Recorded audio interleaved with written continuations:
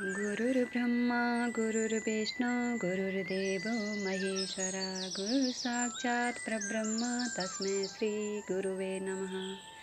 मैं अपने गुरुदेव महादेव के चरणों में कोटि कोटि प्रणाम करती हूँ। माँ भवानी के चरणों में कोटि कोटि प्रणाम करती हूँ। सभी देवी देवताओं के चरणों में कोटि कोटि प्रणाम करती हूँ। सभी गुरु भाई बहनों के चरणों में मेरा कोटि कोटि प्रणाम। सभी का बहुत बहुत धन्यवाद। आज हम सुनेंगे शिव पुराण की रुद्र संहिता द्वितीय खंड में से श्री विष्णु और देवताओं से अपराजित दधीचि का उनके लिए शाप और क्षोभ पर अनुग्रह। ब्रह्मा जी कहते हैं, नारद भक्तवत्सल भगवान विष्णु राजा क्षोभ का हित साधन करने के लिए ब्राह्मण का रूप धारण कर दधीचि के आश्रम पर गए। वहाँ उन जगत गुरु श्री हरि ने शिव भक्त शिरोमणि ब्रह्म ऋषि दधीचि को प्रणाम करके क्षोभ के कार्य की सिद्धि के लिए उदित हो उनसे यह बात कही।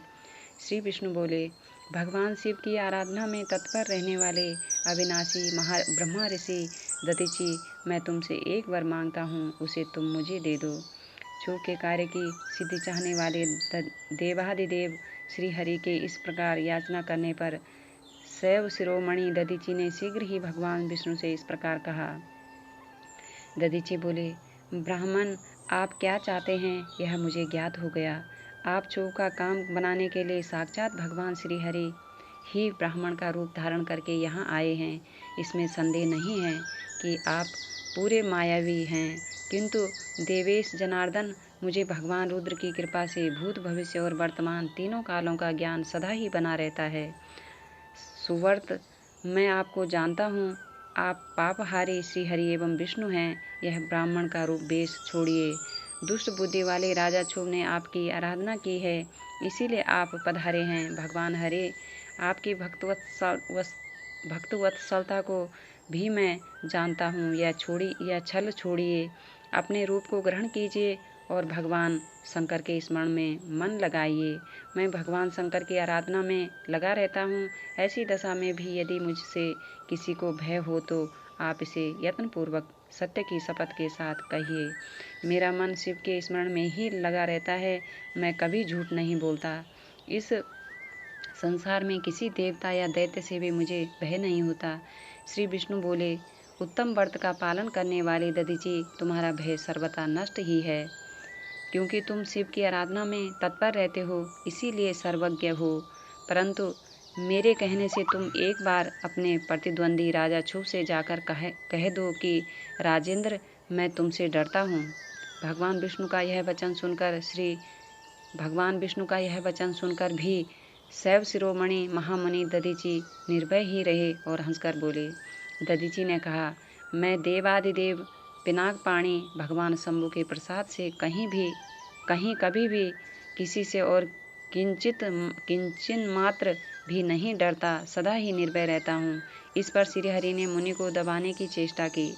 देवताओं ने भी उनका साथ दिया, किंतु सबके सभी अस्त्र कुंठित हो गए। तदंतर भगवान श्री विष्णु ने अगणित गणों की सृष्टि की, परंतु महर्षि ने उनको भी भस्म कर दिया। तब भगवान ने अपनी अनंत विष्णु मूर्ति प्रकट की। यह सब देखकर शयन कुमार ने वहाँ जगदीश्वर भगवान विष्णु से कहा। दधीचि बोले, महाबाहो, माया को त्याग दीजिए। विचार करने से यह प्रतिभा मात्र प्रतीत होती है। माधव, मैंने सहस्त्रों दुर्विज्ञ वस्तुओं को जान लिया है। आप मुझ में अपने सहित संपूर्ण जगत को देखिए। निरालस्य होकर मुझ में ब्रह्मा एवं रुद्र का भी दर्शन कीजिए।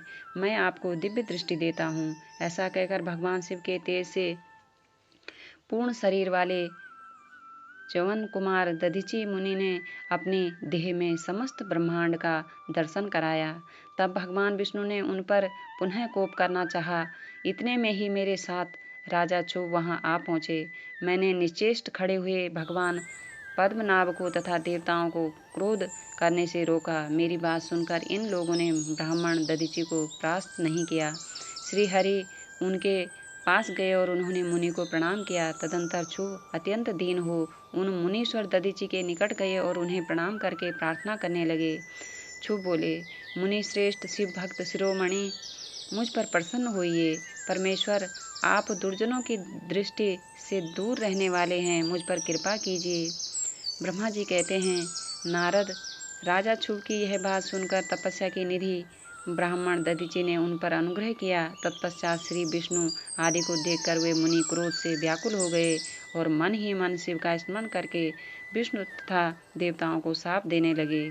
दधीचि ने कहा, देवराज इंद्र सहित देवताओं और मुनीश्वरों, तुम लोग रुद्र की क्रोधाग्नि से श्री विष्णु तथा अपने गणों सहित पराजित और ध्वस्त हो जाओ।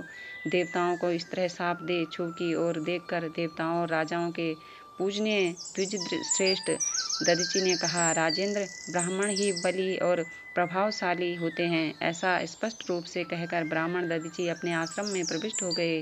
फिर दधीचि को नमस्कार मात्र करके क्षुभ अपने